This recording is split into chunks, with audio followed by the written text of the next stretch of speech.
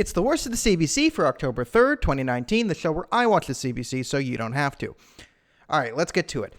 There was a favorite moment for me watching the CBC today, so I'm going to add a bonus feature, which was just, it was to deal with the story in France. So there was 4 police officers tragically stabbed in France, and if there ever was a bright side to the story, they were covering it pretty well for CBC. Was getting 5 to 7 minutes of coverage and saying, oh, we don't know what's behind it, because they probably looked at the guy's name and said, oh, no Mohammed. Okay, we're good.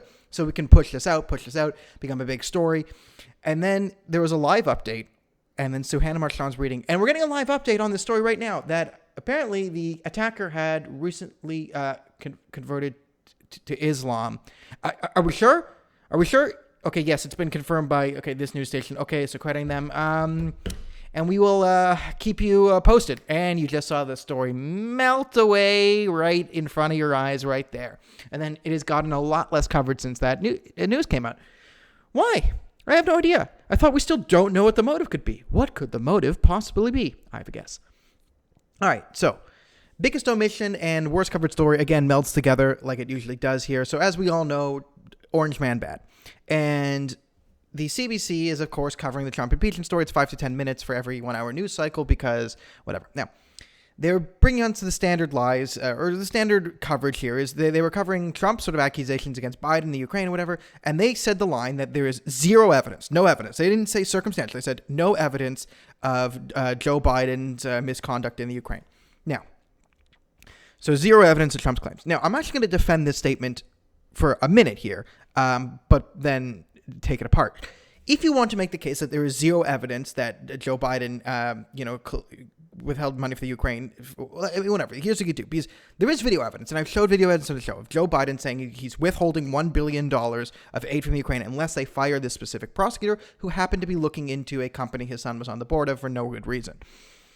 Now, it is fair to say that there is no physical evidence that proves that the reason this prosecutor was fired was because of the pressure put on Joe Biden, and there's no 100% proof that the reason Joe Biden put pressure on the Ukraine to fire him because he was looking into his son. It could have been generalized corruption fears, yada, yada, yada. It could have been a bunch of different things. Now, however, if you validate this statement that there's generalized corruption in the Ukraine, then you also have to validate Trump's assertion that there's generalized corruption in the Ukraine, and that validates his stance of withholding aid for a minute. Now, okay, that all aside, if that's going to be the standard of proof that there is no 100% evidence, so why is this a story? You can't say things unless you have 100% evidence.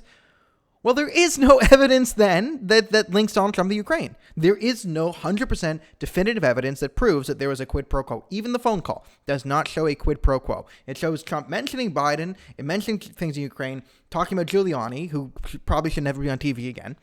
Right? But there is no definitive proof of quid pro quo or an actual cover-up or any of this. Right? It's just different speculative things and people saying stuff. Right? So if the standard of proof is everything Trump says has no evidence, well, then everything the Democrats are saying and the media is saying also has no evidence by the standard. But you could see the double standard being used from one sentence to another, and that's problematic. And, they were bringing people on to say, oh, we also got it, we need to, and the big thing they're pushing is to declassify the conversations between Mohammed bin Salman and Vladimir Putin, because Trump has classified these things. Well, of course he's classifying conversations with world leaders, because the Democrats and the media are trying to get at them. And, okay, here's where I'm going to give some extra analysis, though. This is the problem with either you want to call it the deep state or the swamp, which is increasingly looking like more and more of a danger to the American Republic, because for years, there's been a standard within the intelligence community that no matter who's in charge, loyalty is to America first, then you can go vote Democrat or Republican in November, but we're all here for America. Trump derangement syndrome has broken this to an extent, because to want to declassify the conversations between your president and other world leaders would irrevocably damage America going forward. Because world leaders, when they call your president, have to assume that this is a private conversation where they can speak their mind, where they can say things, where they might be able to joke, feel each other out, work on actual underneath the deals. Because there's things you cannot say publicly as a leader of your country. There's different tripwires internationally and domestically that you just can't say publicly, but you need to be able to say these things privately to other world leaders to work out deals. And then when you go in the press conference in public, then you go into, public mode, but then behind the scenes is a private mode for you to work this out. And this is vital to the health of your country. Now, if the Democrats get their wish and the intelligence community get their wish and they declassify these conversations and leak the conversations of Trump and the leaders of Saudi Arabia or Russia or whatever to the public, that irrevocably damages the country going forward because, one, it's completely in the purview of the powers of the executive office to be in charge of foreign policy. So nothing's really illegal for Trump to sort of meet with these world leaders. And again, people are saying, oh, if he talked about world leaders about questioning the Mueller report, like, I actually don't think there's anything illegal with that. I actually think that's fine. If you want to find out the origins of the Mueller report because it was shown to be a dud and there were some very questionable, sort of counterintelligence or intelligence people working to undermine the executive office, I actually do think you can make a case that has to do with the wider health of the country. So I don't think there's a legal ground for going after Trump for wanting to look into the origins of the Mueller report. I actually don't think that qualifies as personal interest. Now, if you had the quid pro quo proven on Biden, that's another story. But this is the Mueller report. This is a different thing. So that's my 2 cents on that issue. Is no one's even saying this of how it will severely damage America going forward and how it's really not illegal to be doing what he's doing. But then they'd have to admit the whole Mueller report was a bit of a smoke and mirrors hoax show. But no to that. So the biggest omission is always the SNC-Lavalin story, or their underhanded covering of Trudeau. They're focusing in on Andrew Scheer said he's pro-life but won't open the abortion debate. Right? They're just rambling on and on and on about Andrew Scheer's very tepid, not talking about abortion stance. Right? They're focusing on that. But I actually timed it. There was a story of moral panic over Louis C.K. in Toronto doing comedy. It lasted 4.5 minutes of moral panic on Louis C.K. and saying, oh, he's regressed in his comedy. It's frat boy humor now. Like, oh, shut up, CPC lady.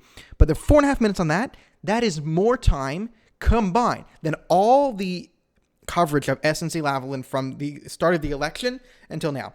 Louis C.K. has got more time on Canadian news media, the national news media, than the biggest corruption scandal by an active and sitting prime minister in Canadian history. A stand-up comedian who once masturbated in front of another lady gets more coverage than that. And that is why the news is broken, and this Andrew Scheer nonsense is go on and on and on. This is why the CBC, CTV, Global, all these outlets, this is why they're fake news. Because they're biased, and they omit facts, and they focus in where they want to focus. And I have no problem with the Global and CTV doing it, because they're private companies. But this is our tax dollars in the CBC, and it's a waste. So what does it get on the Rosemary Barton scale? 9.5 Rosemary Bartons out of 10 for today. I mean, I should really up it, make it harder during the election, but it's so bad on all levels. So tune in tomorrow, and we'll have another episode of The Worst of the CBC.